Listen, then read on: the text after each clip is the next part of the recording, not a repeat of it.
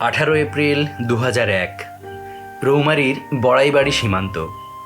এই সীমান্তে ঘটেছিল বাংলাদেশ ভারতের মধ্যে তুমুল এক যুদ্ধ। শহীদদের স্মরণে তৈরি হয়েছে স্মৃতিসৌধ।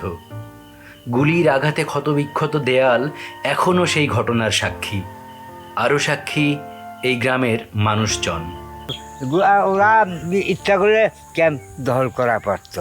বিডিআর ক্যাম্পে যে আক্রমণ হবে এবং বিএসএফের খবরটা বিডিআর ক্যাম্পে প্রথম যিনি পৌঁছে দিয়েছিলেন সাইফুল ইসলাম লাল, ইনি হচ্ছে ওনার ভাই। ওনার ভাইয়ের সাথে আমাদের এসে আজকে দেখা হয়ে গেল। শুভ সকাল, কেমন আছেন সবাই?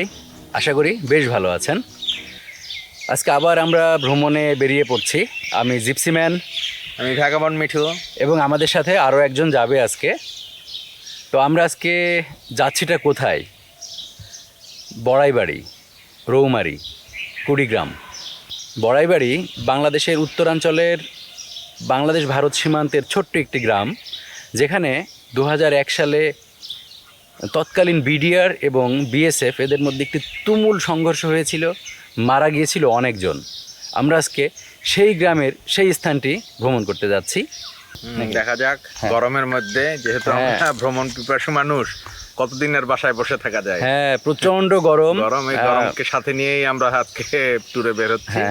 তো দেখা যাক এই এলাকাগুলো সবাই আমরা আশা করি আমাদের জার্নিটা বেশ উপভোগ্যই হবে। তো চলুন তাহলে আমরা যাত্রা শুরু করি।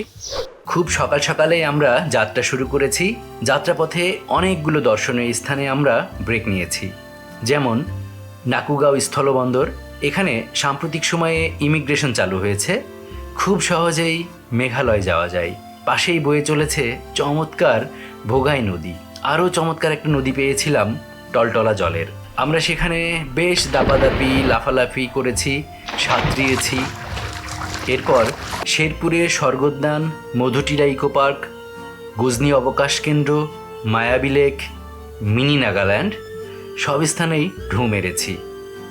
আগের ভিডিওতে পুরোটা দেখা যাবে, আই বাটনে দিয়ে রাখলাম। আসলে আমরা যে রোডে যাচ্ছি অসাধারণ। এই রোডে কোনো ভিড় নাই, যানবাহন নাই, কোলাহল নাই, সারা শব্দ নাই, শুধু আছে প্রকৃতি, দুই পাশের অপার্থিব সৌন্দর্য আর আমাদের ছুটে চলা। আসলেই পাহাড়ের কোল ঘেঁষে এই ছুটে চলা খুব আনন্দময় আর উপভোগ্য। দুপুর পেরিয়েছে, খেতে হবে। ছোট একটা বাজারে আরও ছোট একটা হোটেল পেলাম। মায়াবী লেক থেকে বের হয়ে বেশ খানিকটা পর চলে এসেছি কামালপুরের যে মোড়, এখানে আমরা দুপুরের খাবার খাচ্ছি। এখন বাজে 2:40। এখানে ভাত নিয়েছি, মাছ, যে নলা মাছ, আর তার সাথে সবজি অনেকগুলো, সালাদ আছে, এগুলোই আমরা খাচ্ছি, আর ডিমের তরকারি আছে। আসলে ট্রাভেল করতে গিয়ে আমরা সবসময় যে সব রকম খাবার পাবো এমন তো না। আমরা এমন এক জায়গায় আছি, এখানে ইলেকট্রিসিটি নেই, মাথার উপর ফ্যান আছে, ইলেকট্রিসিটি নেই। তবে নর্মাল খাবারটাই ভালো, এই খাবারটাই ভালো। আপনার মশলা, ঝাল মশলা কম, মানে জার্নির জন্য, যেহেতু আমরা সারাদিন বাইক ড্রাইভের উপরেই আছি, এই খাবারটাই। কামালপুর ধনুয়াতে খাওয়া দাওয়া করার পর দেখি এখানে একটা স্থলবন্দর আছে। স্থলবন্দরের নাম হচ্ছে ধানুয়াক কামালপুর স্থলবন্দর, মাত্র 1 কিলোমিটার দূরে। তো আজকে যেহেতু র্যান্ডমলি ট্রাভেল করছি, পথে যা আছে সব দেখছি, তো 1 কিলোমিটার এটা আর বাদ দিব কেন। এখন সেই স্থলবন্দরটার দিকে যাব। ধনুয়া কামালপুর স্থলবন্দর, এটি জামালপুরের অধীনে আছে এবং এটা কিন্তু অনেক বিশাল বড়, এর আয়তন অনেক বড়। কিন্তু আমরা এসে দেখলাম এটাতে যে আমদানি রপ্তানি এটা বন্ধ হয়ে আছে। যেটা শুনছি এটা আবার কয়েকদিনের মধ্যে চালু হবে।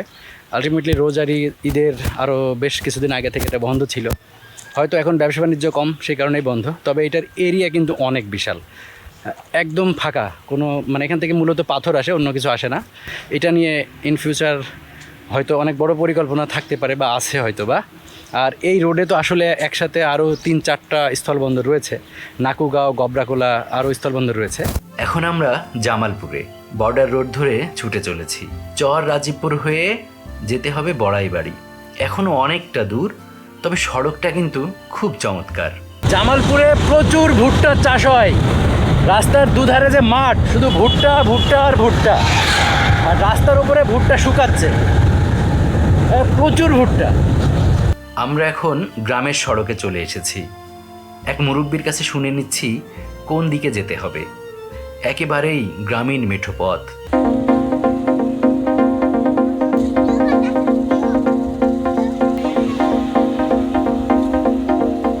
আমরা বড়াইবাড়ি গ্রামের খুব কাছাকাছি চলে এসেছি, আর 1 থেকে 1.5 কিলোমিটার বা ম্যাক্সিমাম 2 কিলোমিটার পথ বাকি আছে।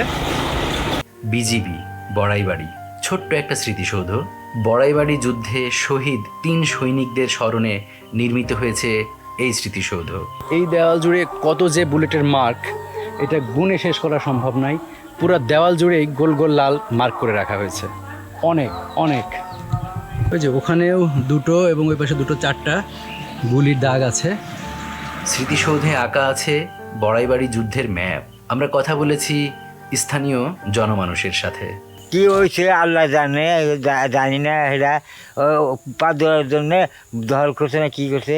ওখান থেকে 4টার সময় গেছি, 4টার সময় যাইয়া দেখি যে কোনো কেরারে কয়েছে হট দাও কোনো তো বিএসএফ হ্যাঁ সবাই আইলাম, আইয়া তারপরে বাড়ি খবর দিলাম। ওরা ইচ্ছা করলে ক্যাম্প দখল করা পারতো। পাবলিক তো আমরা তো চালাক, আমরা কইছি যে ক্যাম্প ওইটা অন্য হানে দেখাইছি। আর খুঁজে পানি গিয়ে যে আমরা ক্যাম্পে খবর দিচ্ছি। ক্যাম্পে বিডিআর ক্যাম্পে যে আক্রমণ হবে এবং বিএসএফের খবরটা বিডিআর ক্যাম্পে প্রথম যিনি পৌঁছে দিয়েছিলেন সাইফুল ইসলাম লাল, ইনি হচ্ছে ওনার ভাই। ওনার ভাইয়ের সাথে আমাদের এসে আজকে দেখা হয়ে গেল। আচ্ছা, উনিও তো মানে গ্রাম প্রতিরক্ষার কাজ করতেন সেই। সবাই সাহায্য করছে, সবাই সাহায্য করছে। কি সাহায্য করছে, যদি সাহায্য না করলো না তাহলে ক্যাম্প দখল করতো। বড়াইবাড়ি গ্রামের পথ দিয়ে হাঁটছি আর 2001 সালের 18 এপ্রিলের কথাটা চিন্তা করছি যে শত শত বিএসএফ এই বাংলাদেশের এরিয়ার মধ্যে ঢুকে পড়েছিল ক্যাম্প দখল করার জন্য নাকি এরিয়া দখল করার জন্য। মানে এটার কিন্তু অনেক রাজনৈতিক বিশ্লেষণ আলাপ আলোচনা হয়েছে, কিন্তু সঠিক কোনো কনক্লুশনে আসতে পারেনি কেউই। আর আমি এখন যে পথটা দিয়ে যাচ্ছি আলটিমেটলি এই দিক দিয়েই কিন্তু ওনারা ঢুকেছিলেন। এবং তারা যখন হিন্দিতে বাংলাদেশের মানুষকে জিজ্ঞাসা করছে ক্যাম্প কোথায়, বাংলাদেশের মানুষ কিন্তু প্রথমে তাদেরকে একটু হিন্দি কথা শুনেই মনে করছে এনারা তো বিএসএফ, এবং তাদেরকে সঠিক ইনফরমেশন একটু দেওয়া না, একটু চালাকিও করছে। এটা খুব ভালো হয়েছে। তারপর যখন বাংলাদেশের বিডিআর ক্যাম্প খবর পায় তখন সেখানে মাত্র 7 থেকে 8 জন ছিলেন। হ্যাঁ, এই পুরো গ্রামবাসী, গ্রামের ছোট বড় সবাই এইটাতে খুব মানে হেল্প করছে, চরমভাবে সাহায্য করেছে। আর আমার সামনে দিয়ে কিন্তু এখন হচ্ছে একদম কাঁটাতারের বেড়া দেখা যাচ্ছে, ওই পাশটা ইন্ডিয়া। এটা নিয়ে আন্তর্জাতিকভাবে একটা গবেষণাও হয়েছে, মানে এটা নিয়ে অনেক রকম তথ্য পাওয়া যায় আসলে, যে ঠিক কেন তারা আক্রমণ করেছিলেন।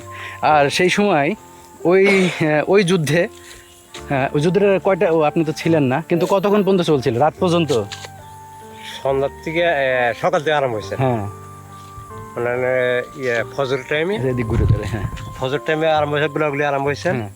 এই 1-1.5 ঘন্টা চলছে, পরে ড্রপ মারলে একদম এই পাবলিক সরার জন্য পাবলিক চান্সে ভাগছে।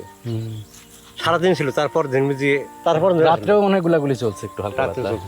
এবং এই গোলাগুলিতে বাংলাদেশের 3 জন বিডিআর সদস্য নিহত হন, আর উনাদের 16 জনের লাশ ধান খেতে পাওয়া যায়। কিন্তু এখানে বাংলাদেশের পক্ষ অথবা গ্রামবাসী মনে করেন আসলে 16 জন না, এটা আরও অনেক বেশি হতে পারে, আরও অনেক বেশি মারা যেতে পারে।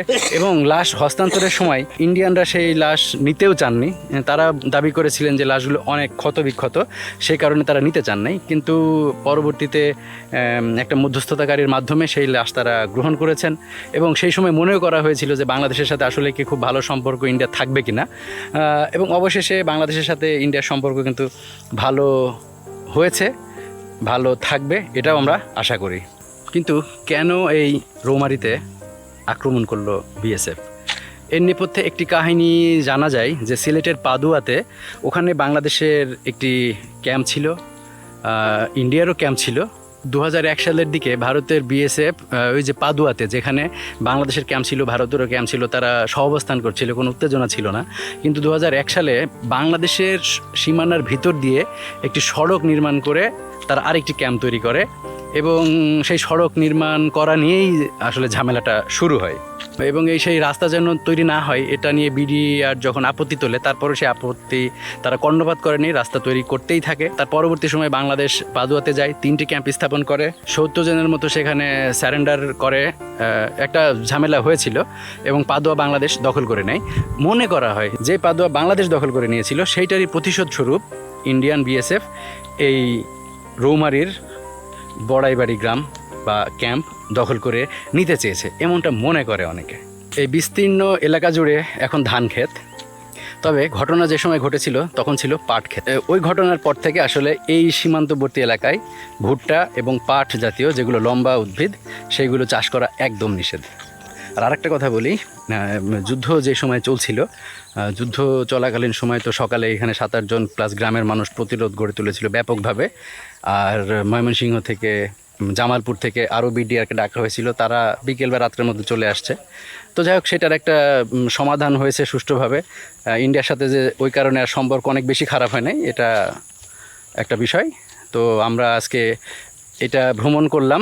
আমাদের নিশ্চয়ই বিডিআরদের কিছু লিমিটেশনস থাকে বা ক্যাম্পের ভিতরে তো ঢুকতে পারি। এরকম একটা ঘটনা হ্যাঁ, ক্যাম্পের ভিতরে ঢুকতে পারিনি, বাইরে থেকে অল্প একটু ভিডিও করেছি। আর যে স্মৃতিস্তম্ভটা করেছে সেটুকু একটু ভিডিও করতে পেরেছি, তাছাড়া সেরকম আমরা ভিতরে ঢুকতে পারিনি। আমরা সীমান্তবর্তী এলাকায় এসে বিষয়গুলো আলাপ করলাম, গ্রামবাসীর সাথে কথা বলার চেষ্টা করলাম। আজকে এখান থেকে এই মুহূর্তে বিদায় নিচ্ছি।